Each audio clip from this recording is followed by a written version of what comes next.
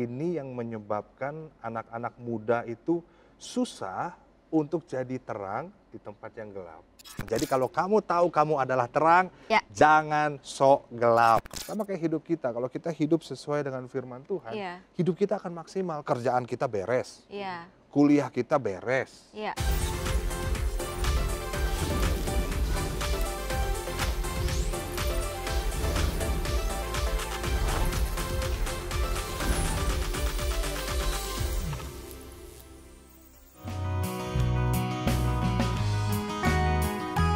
Halo teman-teman Way Out. Hai, guys. Apa kabar semuanya? Seneng banget hari ini Sinta sama Marsha nemenin teman-teman Way Out semua. Ya. Nah sebelumnya kita pengen info juga ya bahwa hari ini kita berdua mulai gantiin Manda sama Gideon yang baru punya momongan. Yeay, Selamat. congratulations Pastor Gideon dan juga Amanda. We love you guys. Selamat ya. Ya, selamat. Oke, nah yang pasti hari ini temanya akan seru banget ya. Ya. Tema kita hari ini itu mau jadi terang di area gelap. Khawatir jadi takut gelap nih. Wow. Pasti Way Out akan terus ada buat teman-teman semua. Betul. Dan ini wah seru banget sih ngomongin gelap. Aku jadi tersindir Kenapa tuh? karena aku gelap. Tapi Jadi tuh kulit amazing. aku gelap tuh. Iya benar-benar. Tapi Iya. amazingnya kita bisa bersatu ya. Oh, Terang dan gelap maksudnya tidak. kamu terang. Aku gelap. Iya, Ya, makasih ya. canda, Ah. gelap ya kan? Ya udah, oke. Tapi menarik kalau kita ngomongin tentang terang dan gelap. Iya. Ya banyak orang yang apa sih sebetulnya terang itu, apa sih sebetulnya gelap itu Kak? Kayak gimana sih? Maksudnya nggak ngerti aku. Iya, iya, iya. Nah mungkin dari sisi Alkitabnya gimana sih sebenarnya soal terang dan gelap ini yang sih. Aku boleh manggil kamu sayang kayaknya ya. Boleh dong biar teman-teman Way Out melihat kemesraan kita. Ya, kalau tentang ngomongin gelap dan terang, nah kita akan lihat dulu ya. Sebetulnya kita dulunya juga orang-orang yang sebetulnya gelap karena kehidupan kita di luar Tuhan. Kehidupan kita di luar Tuhan Yesus tuh ya kita kacau, mungkin ngelakuin hal-hal yang nggak sesuai dengan firman Tuhan. Iya. Tapi ada yang menarik waktu kita ngomongin terang dan gelap ini. Yuk, aku mau bacain buat teman-teman Way Out semua. Di 1 Petrus 2 ayat 9, firman Tuhan bilang begini, tetapi kamulah bangsa yang terpilih. Wah, imamat yang rajani, bangsa yang kudus, umat kepunyaan Allah sendiri. Supaya kamu memberitakan perbuatan-perbuatan yang besar dari Dia yang telah memanggil kamu keluar dari kegelapan kepada terangnya yang ajaib. Keren ya. Keren ya. Yang keren adalah ayat terakhirnya tadi tuh, dari kegelapan. Dia yang memanggil kita keluar dari kegelapan kepada terangnya yang ajaib. Jadi kita menghampiri ya waktu Iya, dipanggil namanya kita juga datang. dipanggil, kalau Iya, dipanggil benar. gimana sih, kan kamu di luar, di jauh tuh, di sana, Iya. kamu di kegelapan tuh. Terus aku panggil, yang sini dong. Nah kalau nggak ada yang manggil kita nggak tahu tuh. Iya. Nah ketika Tuhan memanggil kita keluar dari gelap kepada terangnya, kita diubahkan kehidupan kita yang gelap kepada terangnya yang Terangnya. ajaib. Dan kita harus tahu dulu teman-teman Way Out, terang itu siapa sih? Yuk kita buka yuk sekali lagi yuk. Nih ada nih ayatnya Yohanes 8 ayat 12 bilang begini. Maka Yesus berkata pula kepada orang banyak, katanya, akulah terang dunia. Barang siapa mengikut aku, ia tidak akan berjalan dalam kegelapan, melainkan ia akan mempunyai terang hidup. Wow. Jadi Tuhan kita, Tuhan Yesus adalah terang dunia. Dan keren kan ketika kita dipanggil untuk menjadi terang. Ya.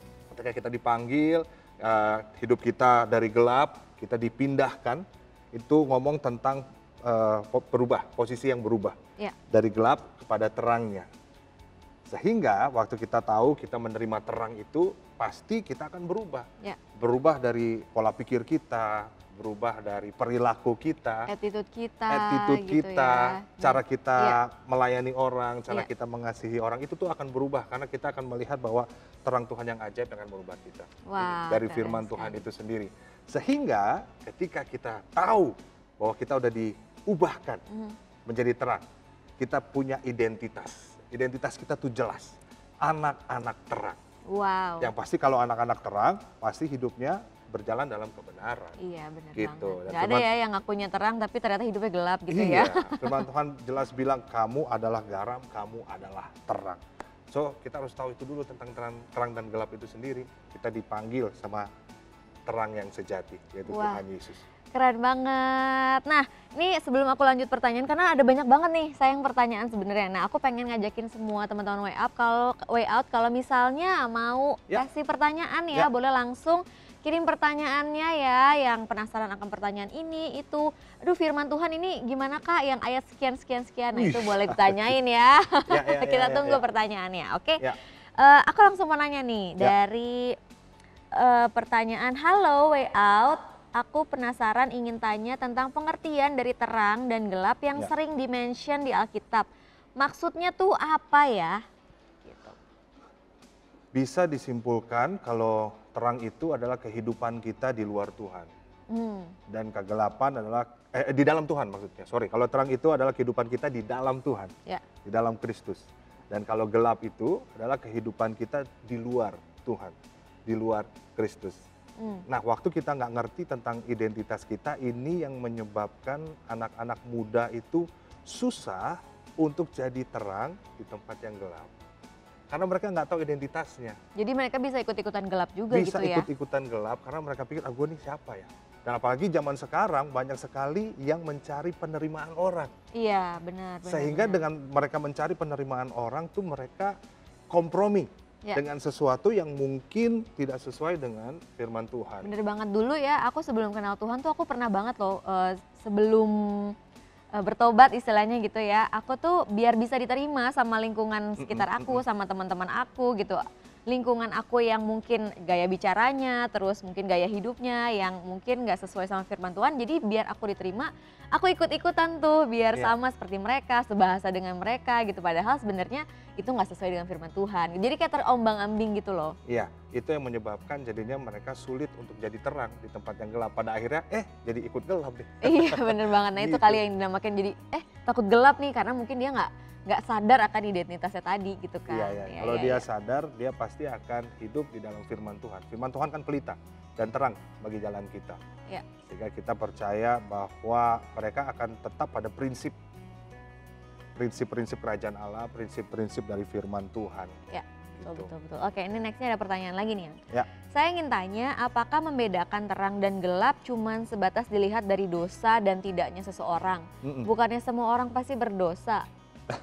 Iya sih, firman Tuhan bilang begini, manusia telah jatuh dalam dosa, semua manusia telah jatuh dalam dosa dan upah dosa adalah maut. Tapi puji Tuhan, terang yang ajaib itu yaitu Kristus, dia turun ke dunia, mati di kayu salib untuk gantikan setiap dosa-dosa kita, pelanggaran kita yang ditanggungnya, kesalahan kita yang ditanggungnya, sehingga waktu kita percaya akan karya penebusannya, kita beroleh keselamatan, kita diselamatkan, kita dibenarkan. Emang kita memang orang-orang berdosa sih. Nah, untuk melihat apakah dia masih tinggal dengan kegelapan dengan manusia lamanya, karena Paulus bilang waktu kita di dalam Kristus kita adalah ciptaan yang baru. Ketika kita melihat dia nih udah ikut Tuhan nggak ya, dia udah bertobat belum ya, itu bisa kita lihat juga lewat perilakunya dia, lewat buah hidupnya jadi berkat nggak buat orang, atau jangankan buat banyak orang, buat keluarganya aja, keluarganya atau mungkin buat diri dia sendiri aja mungkin dia susah untuk bangkit gitu ya. Iya. Makanya dari situ kita bisa lihat dari bagaimana cara dia mungkin bergaul dengan teman-temannya, apakah dia membawa pengaruh buruk atau enggak gitu. Jadi kita bisa melihat dari situ, dari perilaku aja. Kalau dibilang kita berdosa, kita semua berdosa, tapi Kristus telah memerdekakan kita dari dosa. Nah karena kasih karunia itulah yang membuat kita, aduh gua nggak mau jatuh dalam dosa lagi Iya, betul banget, setuju. Nah kalau misalnya relevansi antara lingkungan sosial nih yang antara terang dan gelap, nah itu kan mempengaruhi ya.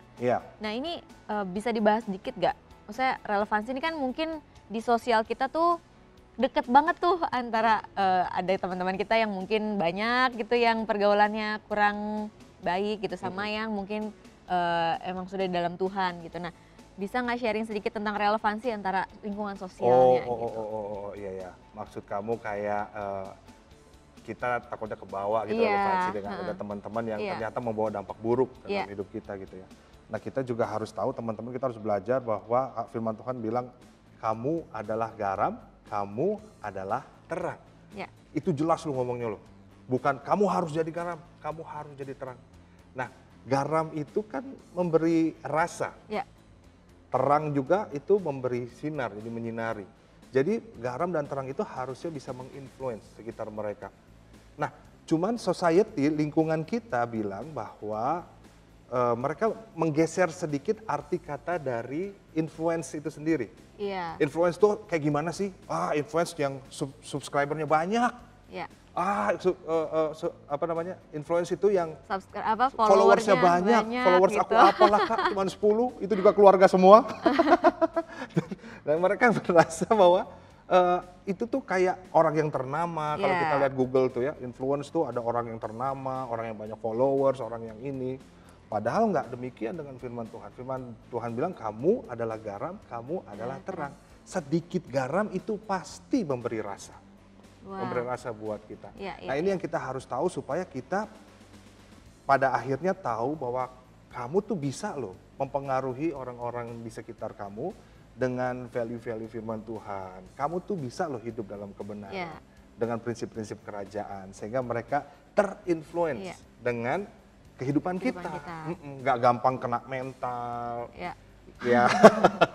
Karena tahu firman Tuhan kuat gitu. Tapi ada yang bilang gini loh, Kak kita kan harus relevan juga sama ke lingkungan sekitar kita gitu. Nah itu tuh gimana tuh?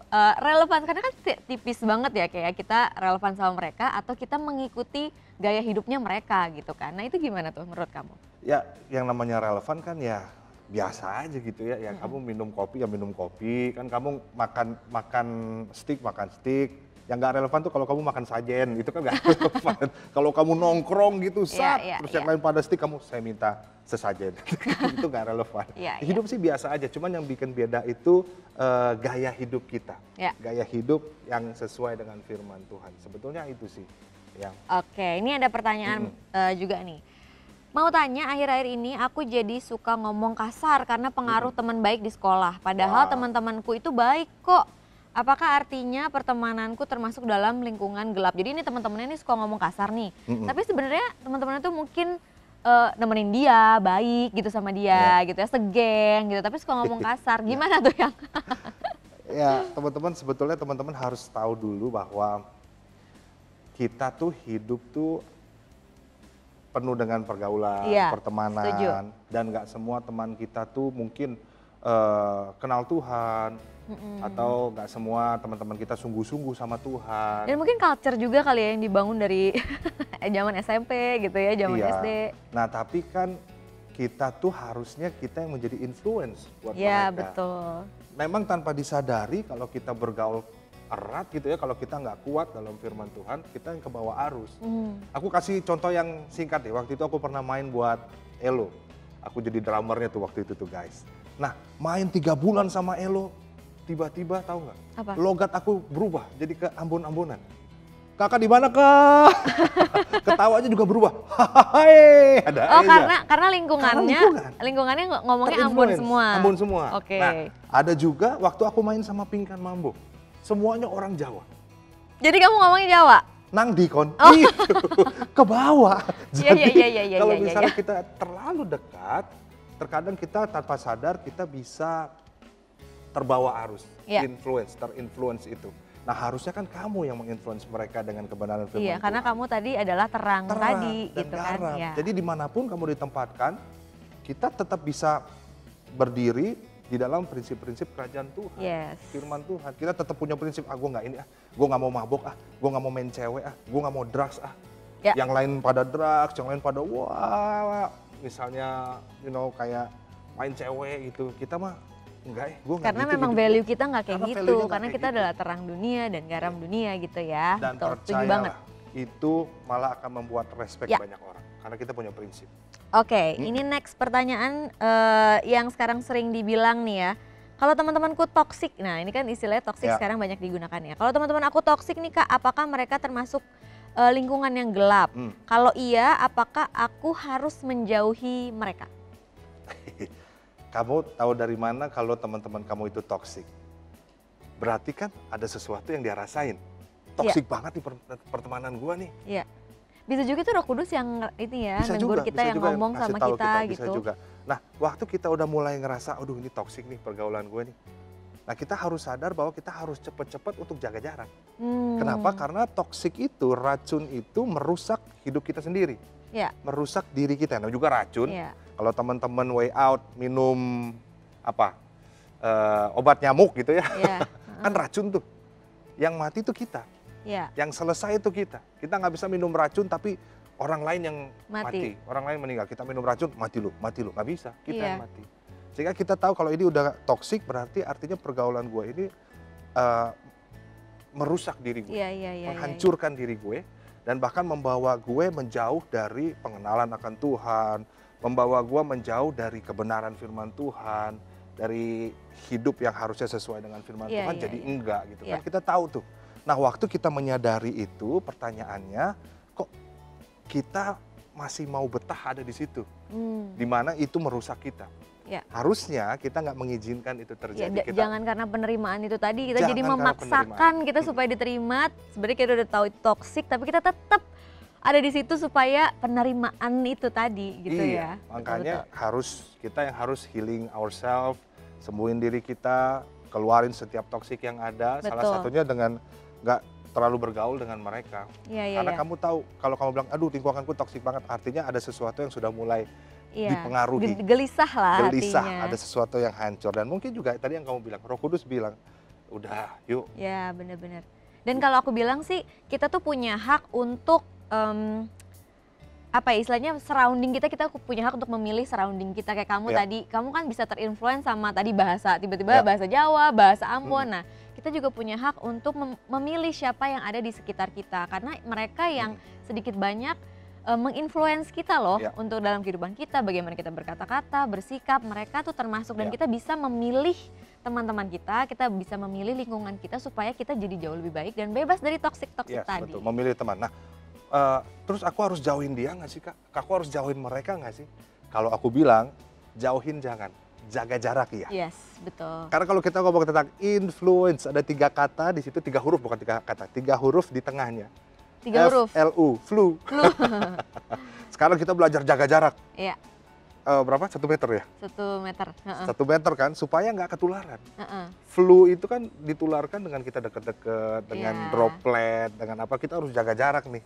Jaga jarak ya kita tetap bisa ngobrol, tetap bisa main, tapi nggak deket banget. Jangan dimusuhin, tapi kita tetap jaga jarak aja. Kita tetap mengasihi mereka. Karena ya, flu itu nggak bisa kita dapat dari sekolah, di kampus mana gitu ya, ikut webinar kena flu, enggak, kena flu itu dengan dekat.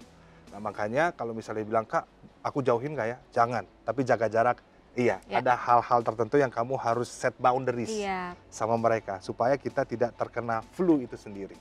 Setuju, oke. Gitu. Nah mungkin kita bisa sharing nih tentang pengalaman umum yang dialami setiap orang nih terkait terang dan gelap. Kadang-kadang mungkin di sosial media atau mungkin di lingkungan kerja mereka tuh susah banget atau ngalami, aduh lingkungan gue nih terang atau gelap atau terang atau gelap. Nah itu tuh mereka kadang-kadang suka bimbang, suka bingung. Terus gue harus gimana, kayak gitu loh yang.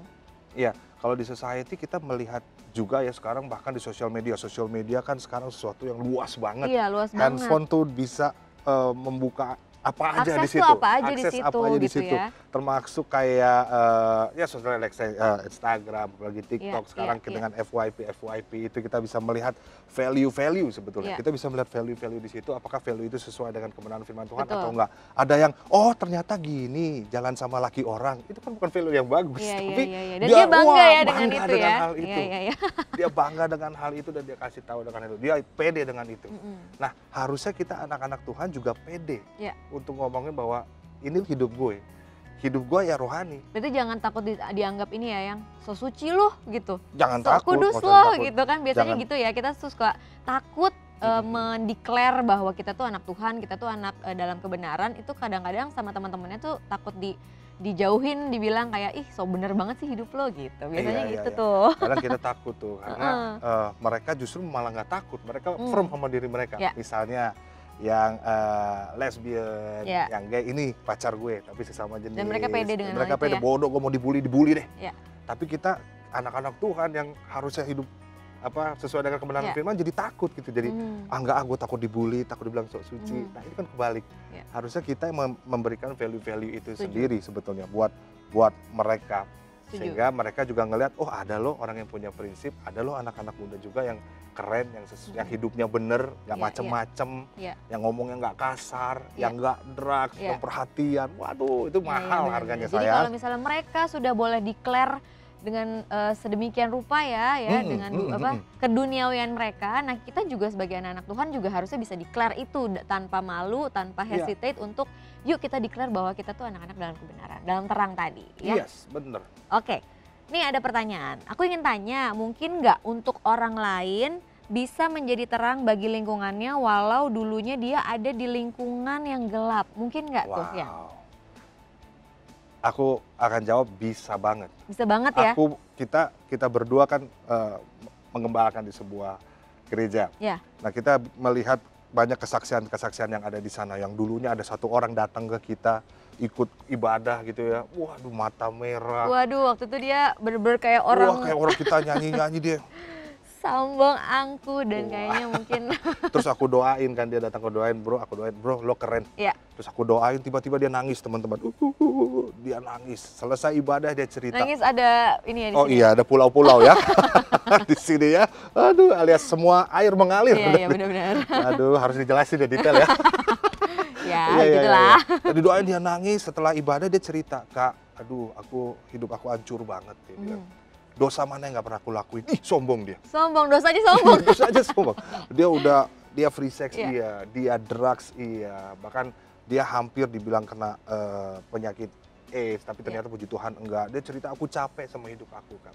Pada akhirnya kita bina, kita muridin dia, kita hadir buat dia, pergi nemenin dia kemanapun dia pergi gitu ya. Dia sering ke rumah kita, pokoknya kita kasih equip value-value firman Tuhan. Dan pada akhirnya dia bertobat di situ teman-teman. Dan yang menariknya orang-orang yang kenal sama dia, yang dulunya hidupnya hancur juga, dia ngelihat, kok dia bisa ya kayak gini. Gue tahu hancur-hancurnya dia nih. Gue tahu orang dia dulu hancurnya sama gue. Gitu. Tapi pas dia ngelihat ternyata beberapa saat kemudian, 1 bulan kemudian, dia bawa tahu nggak? Dia bawa berapa tuh? 8 orang temennya ya? 8 orang temennya. 8 orang temennya yang mengalami hal yang sama hidupnya dia, lingkungannya. Dan akhirnya lingkungannya juga banyak yang bertobat ya. Ya dan nggak memungkiri banget. Ternyata itu tuh bisa dipakai loh buat kita tuh kesaksian hidup kita, karena Tuhan Yesus bisa mengubah kutuk jadi berkat gitu. Jadi apapun masa lalu kita itu tuh bisa banget karena hakikatnya kita tadi adalah terang gitu. Jadi memang mungkin kita terang ditutupin kain aja kali waktu kita dalam kegelapan, jadi gelap gitu. Tapi waktu kita buka kain itu, kita buka selubungnya, kita tetap anak-anak terang. Jadi memang udah mungkin banget memang kita tuh terang gitu. Jadi nggak mungkin salah lah gitu kalau dulunya di lingkungan gelap, ya dia akan bisa berubah kalau dia bertobat dan dia mengejar Kristus gitu kan. Mengejar dan meresponi panggilan Kristus. Sini, betul. Sini. Oh iya, tunggu. Iya. Gitu. Nah, ini ada pertanyaan lagi. Aku punya teman deket nih Kak yang udah lama main bareng. Dia itu punya habit suka gosipin orang gitu. Aku sebenarnya nggak suka dan udah negor. Tapi aku malah dibilang, halah so suci itu kan, bener kan yang aku bilang tadi. Aku jadi bingung, aku ingin terang buat dia tapi malah diejek, aku harus bagaimana. Nah ini nih bener banget nih, karena mungkin di lingkungan kita tuh bukan yang drugs gitu loh ya, bukan yang ekstrim banget kayak mabok, bukan apa, tapi gosip itu kan termasuk salah satu yang enak ya. Apalagi kalau ada rahasia yang orang lain nggak tahu. Iya, lo tahu nggak? Nah itu sesuatu yang adiktif gitu sebetulnya, kayak ngomongin orang gitu. Nah itu kan sebenarnya juga lingkungan yang menurut aku juga dibilang toksik sih, karena kalau kita ngegosipin orang terus menerus gitu kan, lama-lama sebenarnya racunnya tuh ke kita gitu loh ya kan, kita ngomongin orang tanpa kita tuh gali apa yang sebenarnya potensi kita aja yang terus kita gali gitu kan. Nah gimana tuh yang aku harus bagaimana nih Kak? Aku dibilang sok suci. Kalau aku bilang jangan berubah. Aku rasa kamu bukan sok suci, tapi kamu sedang mengerjakan. Iya benar. Apa yang seharusnya kamu kerjakan, jalanin. Dan kalau ada orang bilang sok rohani lo, nah pertanyaannya kalau gue emang rohani kenapa? Iya. Gak ada yang salah dengan itu. Malah mungkin kita balikin. Gimana tuh? Sok duniawi lu. Asik. Kok gitu Kak? Iya karena kamu sedang tidak hidup dengan apa yang Tuhan mau dalam hidup kamu. Kamu dipanggil sama Tuhan, kamu dicintai sama Tuhan. Harusnya kita hidup di dalam terangnya Tuhan. Itu yang harus kita hidupi, firman Tuhan. Kita hidup buat Tuhan. Tapi karena dia bilang sok rohani lo, salah. Kamu yang sok duniawi. Munafik lo, salah. Bukan munafik, bukan kita. Tapi mereka yang di luar Tuhan. Karena mereka menghidupi sesuatu yang harusnya tidak mereka hidupi. Betul. Jadi kamu gak usah takut, kamu jangan berubah, kamu terus kerjakan, kamu terus lakukan apa yang sedang kamu lakukan saat ini. Percaya diri aja, Tuhan pasti bela. Dan kalau menurut aku ya jangan sering-sering nongkrong lah sama yang sering bergosip gitu ya. Karena daripada kita jadi emosi ya sama teman kita gitu, kalau kita nggak bisa handle ya mungkin jangan terlalu sering nongkrong bareng mereka juga gitu. Jadi carilah teman-teman yang sehat, lingkungan yang sehat, komunitas yang sehat. Membangun. Dan mungkin juga ya nggak usah digubris aja, oh gitu, oh iya ya gitu-gitu aja. Pokoknya ingat teman-teman adalah garam, teman-teman adalah terang. Oke, kamu adalah terang. Jadi kalau kamu tahu kamu adalah terang, jangan sok gelap. Asik. Jangan digelap-gelapin. Aduh teman-teman Way Out, ini pembahasan kita seru banget ya ini. Tapi aku seret nih, aku pengen minum dulu dari tadi kita ngobrol terus. Yuk kita minum dulu deh yang bentar. Kayaknya kamu nanya doang, aku yang nyerocos dari tadi.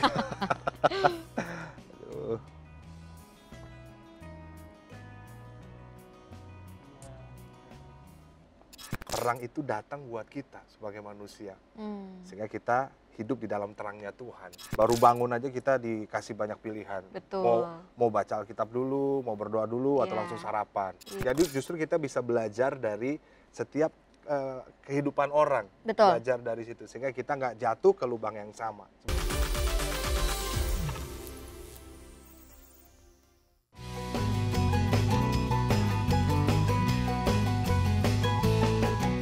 Lanjut yuk kita bahas soal terang dan gelap nih. Nah, bisa sharing nggak sih tentang ayat ini nih yang Yohanes 1 ayat 5. Terang itu bercahaya di dalam kegelapan dan kegelapan itu tidak menguasainya. Ya ini Injil Yohanes ya sebetulnya ya. Dan Injil Yohanes ini dibuka dengan sesuatu hal yang powerful banget teman-teman. Nah, tapi aku mau kita semua baca, teman-teman yang di rumah juga kita semua baca dari ayat satunya. Ayat satunya bilang gini. Pada mulanya adalah firman, firman itu bersama-sama dengan Allah, dan firman itu adalah Allah. Ia pada mulanya bersama-sama dengan Allah, segala sesuatu dijadikan oleh Dia, dan tanpa Dia tidak ada sesuatu pun yang telah jadi dari segala yang telah dijadikan. Dalam Dia ada hidup, dan hidup itu adalah terang manusia. Terang itu bercahaya di dalam kegelapan, dan kegelapan itu tidak menguasainya. Jadi ini dibuka dengan sesuatu yang powerful, di mana Tuhan firman yang menjadi manusia. Tuhan Yesus sendiri menjadi manusia untuk kita dan dia menjadi terang buat manusia itu sendiri. Sehingga kegelapan tidak dapat menguasainya. Kalau bahasa aslinya kata lombano namanya. Kayak overcome, gak bisa menguasai. Nah waktu gak bisa menguasai itu artinya gak bisa kalah lah. Terang. Tapi ya kita bisa lihat contoh nih misalnya aku pakai baju terang kan. Pasti nampak aja kalau baju terang. Stand out gitu ya. Lampu kita syuting pakai lampu ini tuh buat kita terang. Kalau lampu ini mati, saya pasti tidak kelihatan karena hitam. Makasih. Nggak gitu juga dong. Tapi yang benar. Dimanapun ada terang, gelap pasti sirna. Mati lampu. Kayak misalnya lilin nyala terang gitu ya. Ingat nggak waktu itu pernah mati lampu Jakarta? Ingat. Terus kita cari mana ada terang ya, karena ada lampu yang nyala terus kita nyala gitu. Karena setiap ada terang, gelap pasti sirna. Iblis sudah berusaha menaklukkan atau mengalahkan Tuhan Yesus terang, tapi nggak bisa. Dengan waktu itu ingat nggak waktu Tuhan Yesus lahir itu dicari, mau dibunuh kan? Tapi nggak dapet aja. Apapun yang dia lakuin kalah terus. Nah, makanya ini sesuatu yang luar biasa di mana terang itu datang buat kita sebagai manusia. Sehingga kita hidup di dalam terangnya Tuhan gitu. Jadi kegelapan tidak menguasai kita. Amin. Yang ada pertanyaan nih. Aku punya pertanyaan, aku dulu pernah nonton film tentang seseorang yang dirasuki oleh iblis. Di adegan film itu dia diberi pilihan apakah mau hidup dalam gelap tapi merasakan kebebasan atau hidup dalam terang dan bisa memberi kesaksian tapi harus menderita. Akhirnya tokoh dalam film itu memilih buat hidup dalam gelap. Jadi apakah sebenarnya kegelapan itu bisa lebih berkuasa atas hidup kita sebagai orang Kristen? Ya teman-teman, sampai kapanpun gak akan. Kegelapan gak akan bisa lebih berkuasa sama terang. Tetapi ini yang bahaya. Apa tuh? Kitanya sendiri yang memilih untuk hidup dalam kegelapan. Itu adalah sebuah keputusan. Di dalam hidup kita tuh kita selalu dikasih dengan banyak pilihan loh. Baru bangun aja kita dikasih banyak pilihan. Betul. Mau baca Alkitab dulu, mau berdoa dulu, atau langsung sarapan. Habis bangun mau mandi dulu atau mau pakai baju dulu. Sarapan juga mau bubur atau mau roti. Bubur juga mau diaduk atau enggak. Betul. Sesimpel itu ya, kita hidup tuh memilih ya memang. Pakai baju terang aja kita pilih yang mana nih baju kita hari ini gitu ya. Dan Tuhan juga menghargai kehendak bebas kita. Kita punya free will kita punya free will. Makanya ketika dia mati di kayu salib itu buat kita semua. Dan dia panggil kita keluar dari kegelapan. Yuk sini, ikut aku. Mau enggak? Cuman jawabannya kan di kita semuanya. Kita mau ikut atau enggak? Kita mau ambil keselamatan itu atau enggak? Cuman itu aja. Nah, sehingga aku rasa kegelapan sampai kapanpun enggak akan bisa menguasai terang. Jadi kita pilih yang pasti-pasti aja. Iya benar, kita pilih jadi hidup dalam Tuhan aja, jadi anak-anak terang aja. Aduh kalau hidup dalam kegelapan, suram yang. Suram, lemah, letih, lesu ya. Iya benar. Oke, ini next pertanyaan nih yang. Mau tanya, apakah untuk menjadi terang harus merasakan jadi gelap dulu? Haruskah ada orang jahat dulu baru bisa membuat orang lain menjadi baik? Nah ini mungkin kadang-kadang kita lihat, kesaksian orang misalnya gue dulunya ini loh brengsek loh misalnya, gue dulunya nakal nih sekarang jadi bertobat gitu, sekarang jadi baik hidupnya. Apakah kita harus kayak gitu dulu gitu? Apa harus punya masa lalu yang gelap dulu nih baru bisa jadi terang? Aku rasa sih nggak harus ya. Ya setuju banget sih, aku nggak harus. Kita nggak harus jadi jahat dulu, karena pada dasarnya kamu, anak-anak way out, teman-teman way out, kita semua adalah orang-orang baik pada dasarnya. Iya. Aku ingat waktu kita dalam penciptaan, Tuhan bilang, baiklah kita menciptakan manusia menurut gambar dan rupa kita. Bahkan di Kejadian 1 ayat 31a, aku baca ini buat teman-teman. Dia bilang begini, maka Allah melihat segala yang dijadikannya itu sungguh amat baik. Kan dalam penciptaan dia ciptain ini itu termasuk menciptakan kita. Dan Alkitab bilang, Allah melihat semuanya itu sungguh amat baik. Jadi sebenarnya kita adalah orang-orang baik sebetulnya. Tapi terkadang waktu kita ada di dalam kegelapan dan Tuhan angkat kita, justru itu bisa jadi kesaksian buat banyak orang. Dan kesaksian itu yang mungkin bisa memberikan orang harapan. Wah dia bisa ternyata, ada yang ngalami hal yang sama ya sama gue ya. Berarti gue juga bisa dong. Betul. Dengan kesaksian itu. Tapi kalau dibilang apakah harus jahat dulu? Enggak harus. Enggak semuanya harus melewati lembah dan itu. Justru menurut aku bagus banget waktu kita bisa hidup benar dari awal gitu, nggak harus jadi anak nakal dulu baru bertobat gitu. Justru itu bisa jadi contoh, oh ternyata ada ya yang sejak dari awal dia memang sudah hidup lurus, sudah hidup berkenan. Itu malah menurut aku poin plus buat kalian sih sebenarnya. Iya, misalnya contoh, kalau ada orang yang narkoba gitu, dia kesaksian, aduh dulu gue lemas banget, badan gue kurus banget, gue sakit-sakitan, apalagi kalau lagi butuh lagi, kalau dulu bahasanya sakau atau sekarang kalau lagi butuh banget, gue kedinginan, menggigil, aduh nggak enak banget. Tapi setelah gue dimerdekakan, waduh badan gue tambah sehat, badan gue asik, kan kita nggak perlu, kurus dulu ya, boleh deh, gue pengen kurus dulu lah, gue pengen jatuh dulu kan. Jadi justru kita bisa belajar dari setiap kehidupan orang, belajar dari situ sehingga kita nggak jatuh ke lubang yang sama. Sebetulnya itu bisa dijadiin kesaksian sayang. Iya betul banget, aku setuju. Nah mungkin di Matius 5 ayat 13-16 kamu bisa sharing nih tentang garam dunia dan terang dunia. Iya, tadi yang aku bilang itu sangat jelas tuh kalau dibilang firman Tuhan di Matius 5 ayat 13-16 teman-teman. Bahwa dia bilang kamu adalah garam dunia. Jika garam itu menjadi tawar, dengan apa dia diasinkan? Tidak ada lagi gunanya selain dibuang dan diinjak orang. Kamu adalah terang dunia. Kota yang terletak di atas gunung tidak mungkin tersembunyi. Lagi pula orang tidak menyalakan pelita lalu meletakkannya di bawah gantang, melainkan di atas kaki dian sehingga menerangi semua orang di dalam rumah itu. Demikianlah hendaknya terangmu bercahaya di depan orang supaya mereka melihat perbuatanmu yang baik dan memuliakan Bapamu yang di surga. Nah, kita ngomong tentang Matius 5 ayat 13 dan 16, ini adalah sebuah identitas yang diberikan buat teman-teman semua dan buat kita. Dia nggak bilang gini nih, kamu harus jadi garam. Biasanya kalau sekolah minggu kadang guru-guru ngajar gitu. Adik-adik kita harus jadi garam ya, amin kak. Kamu harus jadi terang ya. Padahal yang sebetulnya bukan harus, tapi firman Tuhan kamu adalah. Berarti kita sudah. Kita sudah terang, kita sudah jadi garam. Sudah. Harus ya, bukan kamu harus jadi garam. Gitu. Nah itu ada sesuatu yang melekat di kita sebagai identitas yang harus kita pakai. Kalau saya adalah terang. Nah makanya tadi di awal aku bilang kalau kita tahu kita adalah terang, jangan digelap-gelapin. Jangan so gelap ya? Jangan so gelap, iya. Kita memang harus hidup sesuai dengan firman Tuhan. Betul. Kalau kita ngomong itu ya, sehingga bagaimana anak muda bisa jadi berkat, jadi dampak meskipun pekerjaannya misalnya di tempat yang gelap. Kan banyak orang yang kerjanya misalnya jadi DJ. Banyak orang yang ngelihat, wah kerjaannya di dunia malam nih, sesat nih. Gitu. Tapi sebenarnya kalau kita tahu kita adalah terang, justru kita bisa jadi berkat di situ. Aku dulu kan main musik buat Elo, Bengkan Mambo, itu mainnya kan bukan di tempat terang. Tiap abis main, sirip cir. Harus ya ditiruin gitu ya. Iya, sayang suaranya gak sama ya.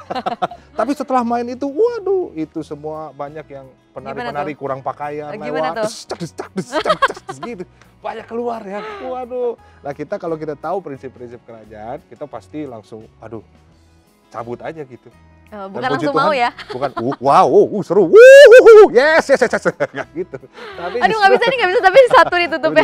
Nah, puji Tuhan waktu itu teman-teman yang main sama Elo adalah orang-orang yang melayani. Jadi setelah main di situ kita naik ke atas, naik ke atas. Yang penting kita menghibur dan jadi berkat buat banyak orang. Di situ kita jadi garam di tengah-tengah dunia yang mungkin hambar. Ya, betul. Nah, ini ada pertanyaan nih, berkaitan dengan ayat Matius 5 ayat 16. Demikianlah hendaknya terangmu bercahaya di depan orang, supaya mereka melihat perbuatanmu yang baik dan memuliakan Bapamu yang di surga. Kalau begitu Kak, bagaimana cara agar terang kita bisa bercahaya di depan orang lain? Gimana tuh caranya? Terang kita ya, pasti hidupmu harus jadi berkat. Hidupmu harus jalani yang firman Tuhan katakan. Sebenarnya hukum yang Tuhan kasih di dalam firman Tuhan atau law yang kita sebut, itu sebetulnya bukan untuk membatasi kita, tapi supaya hidupmu maksimal dan bisa menjadi berkat buat banyak orang. Dan semua yang ada di dalam Alkitab, dalam firman Tuhan itu bisa membuat hidup kita sekali lagi maksimal. Nah kalau kita hidupnya di luar dari itu, waduh kita mungkin akan draining, akan menjadi rusak, akan menjadi hancur. Aku kasih ilustrasi yang sederhana. Kita tahu ketika kita berkendaraan naik motor gitu, kita tahu banget hukumnya harus diisi bahan bakar. Dan teman-teman nggak perlu doa bahan bakar apa yang harus diisi kan? Pasti bensin. Itu law-nya, itu udah hukum tuh, law. Dan kita jalanin sesuai dengan hukumnya. Kita nggak bisa keluar dari situ. Waduh, kasihan nih motor gue. Bosen, dia pakai bensin terus. Udahlah, gue kasih es jeruk. Karatan ya? Rusak ya. Karena bahan bakar atau law itu dipakai supaya motornya bisa jalan dengan sempurna, dengan baik, dengan maksimal. Sama kayak hidup kita, kalau kita hidup sesuai dengan firman Tuhan, hidup kita akan maksimal. Kerjaan kita beres, kuliah kita beres, beres dalam arti dapat nilai bagus. Mungkin lu cum laude gitu ya, dan lain sebagainya. Kerjaan di kantor, semua yang diminta bos selesai. Kita nggak males-malesan. Ide-ide kita kreatif, kita bisa kasih ide yang cemerlang buat teman-teman. Bisnis kita semuanya. Attitude kita baik, attitude kita bagus dan lain sebagainya. Nah itu yang bisa melihat orang melihat kayak, waduh kerennya nih orangnya. Nah itu bisa dibilang jadi terang di situ. Dimana hidup kita bisa memberkati lingkungan kita. Tapi aku rasa kita harus start dari hal yang paling kecil, keluarga. Jangan sampai kita keren di kerjaan kita bagus dalam pelayanan kita, tapi justru di dalam keluarga kita teman-teman, kita menjadi orang yang berontak, melawan orang tua terus, nggak nurut sama orang tua, dan lain sebagainya. Itu yang harus kita lakuin. Jadi berkat dimanapun kita berada, di sekolah, kerjaan, keluarga, manapun. Oke, kalau misalnya aku boleh simpulin berarti ada ketaatan di situ, terus ada excellent juga, terus ada sikap hati yang mau diajar dan belajar, ya nggak sih? Karena kalau nggak ada itu semua, memang sih sebenarnya menurut aku jadi terang itu, kita ada telang itu memang kita harus kerjakan itu loh dalam keseharian kita gitu loh. Kita harus berusaha taat, kita harus jadi orang yang excellent, kita juga harus punya hati dan sikap hati yang merendahkan ego kita gitu ya, nggak egois dan segala macamnya, dan itu yang akan membuat kita semakin terlihat terangnya teman-teman Way Out ya gitu. Oke. Iya benar. Ini pertanyaan berikutnya nih, isi dari Matius 5 ayat 13 itu, kamu adalah garam dunia. Jika garam itu menjadi tawar, dengan apakah ia diasinkan, yang tadi ya Yang ya? Tidak ada lagi gunanya selain dibuang dan diinjak orang. Kalau dikaitkan dengan terang dan gelap, apakah artinya setelah dibuang maka gelap tidak bisa hidup lagi berdampingan dengan terang. Apakah maksudnya kalau udah gelap berarti tidak ada pertobatan untuk mereka? Wah, teman-teman, tangan Tuhan selalu terbuka untuk kita kembali pulang. Nggak pernah nggak. Dia selalu menemukan cara untuk anaknya kembali pulang, tahu teman-teman. Iya, ya benar, kan? Dia selalu menerima kita. Jadi nggak ada kata terlambat di dalam Tuhan. Mungkin ketika kamu sekarang lagi ngerasa, aduh gue udah capek nih hidup kayak gini nih. Aduh gue udah capek hidup terlibat utang. Gue udah capek hidup dalam drugs. Gue udah hidup capek nih sama toxic relationship dan segala macam. Mungkin itu adalah sesuatu teguran dari Roh Kudus supaya kita bisa keluar dan kembali kepada Tuhan. Pacaran gue udah nggak bener nih. Nah itu adalah hal-hal yang dikasih alert sama Roh Kudus untuk kita kembali pulang. Dan tidak pernah ada kata terlambat. Tuhan selalu buka tangannya untuk kita kembali pulang. Karena dia sayang banget sama kita. Dia adalah Tuhan yang meninggalkan surga untuk kita. Kita pengen masuk surga. Habis-habisan. Pengen banget kita masuk surga. Tapi dia tinggalin surga untuk kita semua. Supaya kita bisa bersama-sama dengan dia. Artinya kamu lebih penting daripada surga buat Tuhan. Buat Tuhan Yesus. Dan Tuhan Yesus kasih hidupnya buat hidup kita. Betul gitu. Jadi nggak mungkin dia nggak terima. Dia jadi, pasti selalu ada buat selalu kita. Ada jalan buat kembali sama Tuhan untuk bertobat. Kalau misalnya kita sadar kita udah mungkin terlalu jauh atau aduh kita kayaknya makin gelap nih gitu ya. Nah yuk Tuhan panggil pasti. Yang tadi Marsha bilang kayak yuk sini nak kembali kepadaku. Nah kita responi itu dengan yuk jalan juga ke Tuhan. Jangan kita semakin ngumpet gitu ya. Justru kita malah menghampiri dan kita malah Tuhan ampuni aku yuk datang lagi sama Tuhan. Nah tapi perhatiin kata-kata ini teman-teman. Dia bilang jika garam itu menjadi tawar dengan apa diasinkan selain dibuang dan diinjak. Orang. Siapa? Orang. Kadang ketika kita hidup dalam kegelapan misalnya kita sering nipu, sering gosip, sering ngomongin teman di belakang, itu kita akan ngalami konsekuensi yang nggak enak dalam hidup kita. Dijauhin teman, karena itu bilangnya diinjak orang, disepelekan orang, diremehkan orang. Orang nggak mau deket-deket sama kamu, kerjaan kamu nggak beres di kantor, bos pecat kamu, itu adalah sesuatu yang merugikan kita sebetulnya. Itu sebenarnya konsekuensi tapi dari karena konsekuensi dari yang kita lakuin. Gitu. So kalau kita udah tahu jalan hidup kita di dalam Tuhan, yuk lakuin yang terbaik dalam hidup kita. Setuju. Oke. Nah, mungkin kamu bisa sharing juga nih yang tentang gimana sih caranya orang Kristen hidup hidup umat Kristen untuk hidup dalam terang. Nah, ini nih kayak mic ini ya. Mic ini misalnya. Mic ini nih ada kabelnya nih ya. Kalau aku copot nggak berfungsi mic-nya. Betul. Lampu pun juga dia harus terkoneksi tuh, harus nyatu sama saklar lah gitu. Ada saklarnya on off. Aku bisa aja bawa bohlam di sini ngelihat, tapi bohlam itu nggak nyala. Kalau nggak ada saklarnya. Yang pertama untuk kita bisa menjadi kita bisa hidup di dalam terang, ya kamu harus terkoneksi dengan terang itu sendiri. Kamu harus terkoneksi dengan source-nya. Siapa dia? Tuhan. Tuhan Yesus. Kita harus terkoneksi dengan sumbernya. Dan waktu kita terkoneksi dengan sumbernya, pertanyaannya satu lagi, kita menyala atau enggak? Harusnya kita menyala. Wow. Harusnya gitu. Sehingga waktu kita terkoneksi dengan Tuhan, kita mengasihi Tuhan dengan hati kita, dengan segenap jiwa kita, maka kita nggak akan melakukan hal-hal yang menyakiti Tuhan kita. Misalnya ya aku sama kamu, aku cinta sama kamu, sayang sama kamu, sarangi. Maka aku nggak akan melakukan hal-hal yang menyakiti hati kamu. Misalnya dulu Apa tuh? Dulu kalau ada ketemu teman yang beda gender kan, hai cupika-cupiki. Tapi kan sekarang udah nggak apa-apa. Ini jangan kita berantem di sini. Kan dulu aku bilang. Terus kamu pas pacaran mukanya langsung ngambek. Emang harus cupika-cupiki? Ya kan dulu ya. Iya, dulu saya kesaksian.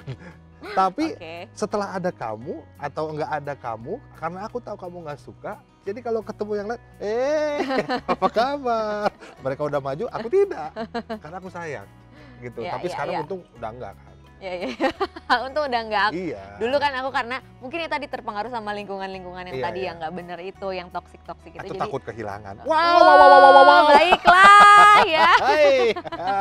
Aduh, tapi sama ya dengan terang tadi, kalau kita tuh harus bersumber sama source kita itu Tuhan Yesus. Nah sama seperti pohon juga kita harus berakar juga ke dalam gitu kan. Waktu kita ketemu sama sumber airnya, nah itu tuh kita akan terus ternutrisi gitu ya, akan terus tumbuh, akan terus menjadi pohon yang lebat, yang besar dan berbuah gitu. Makanya bisa banget jadi terang, bisa banget berbuah gitu, karena kita terhubung sama source-nya kita gitu. Nah, kakak-kakak mau tanya, kakak-kakak mau tanya, mungkin nggak untuk orang Kristen hidup dalam terang? Karena sebenarnya manusia itu kan nggak ada yang sempurna. Sangat mungkin. Sangat mungkin. Sekali lagi sangat mungkin ketika kita membiarkan hidup kita dipimpin sama Tuhan. Dituntun sama Roh Kudus, sangat mungkin. Memang kita mungkin bisa aja jatuh dalam dosa ya, tapi bagaimana kita bertobat dan kita kembali lagi bounce back. Bounce back, kembali lagi sama Tuhan ya. Iya, sangat mungkin. Jawabannya cuma itu sih. Jawabannya cuma itu ya. Oke, next question. Gimana sih caranya hidup dalam terang kalau cuman sebatas ke gereja? Aku yakin semua orang pasti ke gereja, berdoa juga. Tapi gimana jadi terang seutuhnya? Terang seutuhnya gimana tuh ya? Terang seutuhnya, aku agak sulit nih. Harus pakai whitening. Bukan itu ya, mohon maaf nih. Yuk teman-teman way out kita baca yuk. Mazmur 119 ayat 9 sampai 10. Firman Tuhan bilang begini. Dengan apakah seorang muda mempertahankan kelakuannya bersih? Nah, dengan menjaganya sesuai dengan firman-Mu. Dengan segenap hatiku aku mencari Engkau, janganlah biarkan aku menyimpang dari perintah-perintah-Mu. So gimana caranya Kak? Gimana supaya kita menjaga kelakuan kita bersih? Yang pertama, tadi kita lihat ayatnya bahwa kita harus terus merenungkan, membaca dan merenungkan firman Tuhan. Karena dia bilang dengan menjaganya sesuai dengan firman-Mu. Betul, aku setuju. Firman-Mu pelita bagi kakiku dan terang bagi jalan. Terang bagi jalanku. Kita baca firman nggak tiap pagi? Dan bukan baca aja, kita renungkan nggak firman Tuhan? Dan waktu kita renungkan, kita hidupi nggak firman Tuhan itu? Kadang kita tuh sering ketampar sama firman Tuhan, aduh kena banget firman Tuhan, ketampar sama firman Tuhan. Tapi hanya sebatas ketampar saja teman-teman. Ketabok aja gitu. Kalau mau ketampar-ketampar sih ikut MMA sih. Bisa tuh ya? Bisa ditampar-tampar, ditabok-tabok sakit tuh. Nah firman Tuhan bukan hanya kita tertampar, tapi firman Tuhan juga harus kita hidupi. That's why baca, renungkan, dan lakukan firman Tuhan. Betul. Supaya kita, yang itu yang pertama ya, supaya kita bisa terus hidup di dalam terang itu. Yang kedua. Yang kedua, ada lagi? Ada. Apa tuh? Yang kedua gini, nungguin ya. Nyebelin. Yang kedua, tadi kita lihat, dengan segenap hatiku aku mencari Engkau. Oke, cari Tuhan. Sekali lagi cari Tuhan supaya terkoneksi tadi saya. Terkoneksi dengan source-nya. Kita punya hubungan dekat sama Tuhan. Punya private time sama Tuhan. Jam doa kita bangun lagi. Saat teduh kita bangun lagi. Supaya kita punya hubungan pribadi betul. Sama Tuhan. Gitu. Sehingga sekali lagi kita menjadi anak-anak muda yang kuat, gak terombang-ambingkan. Yang tadi kamu bilang tuh, akarnya semakin kuat, maka mau badai seperti apapun dia akan terus bertahan. Ya kan? Ya kalau misalnya kita lihat waktu tsunami waktu itu ya, yang berdiri adalah pohon-pohon kelapa karena akarnya kuat. Akarnya kuat banget. Kekristenan tidak menjamin kita bebas dari masalah. Tapi Tuhan berjanji dia akan setia menyertai kita. Waktu kita tahu tentang firman Tuhan dan firman itu kuat dan kita juga punya hubungan dekat, kita tahu bahwa Tuhan gak akan meninggalkan kita, itu yang akan membuat kita kuat berjalan di dalam kegelapan. Justru menjadi terang di dalam kegelapan. Di dalam situasi apapun kita punya prinsip kerajaan, kita punya value firman Tuhan. Dua itu sih ya. Iya, dan kalau aku boleh tambahin, biar kita jadi terang seutuhnya tuh kita harus tahu apa yang kita kasih makan gitu. Mungkin di dalam diri kita tuh mana sih yang mau sering kita isi gitu ya. Kadang-kadang mungkin dari pergaulan, dari mungkin lingkungan yang gak sehat, atau kita mau isi lingkungan kita, hidup kita dengan lingkungan yang sehat, firman Tuhan dan segala macam. Ibarat ini serigala hitam sama serigala putih gitu. Nah serigala hitam ini serigala putih gitu, ya jujur aja. Misalnya serigala hitam adalah perbuatan jahat, terus kayak ngegosip dan sebagainya. Nah yang serigala putih ini yang kita baca firman Tuhan, yang kita melakukan value firman Tuhan, mana yang mau sering kita lakukan, mau sering kita imani gitu ya. Nah itu yang akan semakin gemuk kan sebetulnya kan. Nah kalau kita udah menggemukkan yang mana itu yang akan menang gitu sebenarnya. Jadi terang seutuhnya menurut aku yang mana yang kita sering kasih makan dalam tubuh kita, itulah yang akan menjadi mendominasi dalam tubuh kita. Luar biasa. Diri kita. Istri saya, teman-teman semua, luar biasa. Istri saya, pintar banget kamu ya. IQ aku tuh di atas rata-rata. Pantas kamu milih aku karena IQ kamu. Udah lah ya, udah.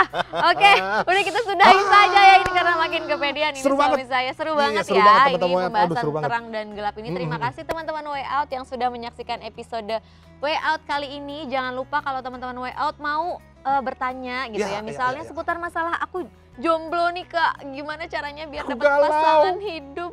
Apakah dia yang terbaik Kak untuk hidupku? Atau apapun, pertanyaan apapun boleh langsung ditanyain ya teman-teman Way Out ke sini, ke alamat ini. Kita tunggu pokoknya. Kita tunggu. Oke, terima kasih teman-teman Way Out, Sinta Rosari dan Marsha Manopo. Pamit undur diri, see you Way Out next episode berikutnya. Oke, bye. Minum